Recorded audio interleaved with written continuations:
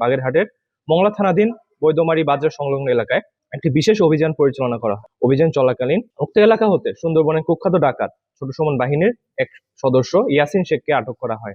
পরবর্তীতে আটককৃত ডাকাতের তথ্যের ভিত্তিতে আজ 23 মার্চ 2026 তারিখ সোমবার মধ্যরাত 1টায় মংলা থানাধীন ধানসিঁড়ির 4 খাল সংলগ্ন এলাকা হতে একটি 1 নলা বন্দুক, 4 রাউন্ড তাজা কার্তুজ ও 4 রাউন্ড ফাঁকা কার্তুজ জব্দ করা হয়।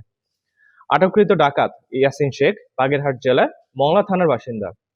সে দীর্ঘদিন যাবৎ ছোট সুমন বাহিনীর সঙ্গে ডাকাতি এবং ডাকাত দলকে অস্ত্র, গোলাবারুদ ও রসদ সরবরাহের মাধ্যমে সহযোগিতা করে আসছিল।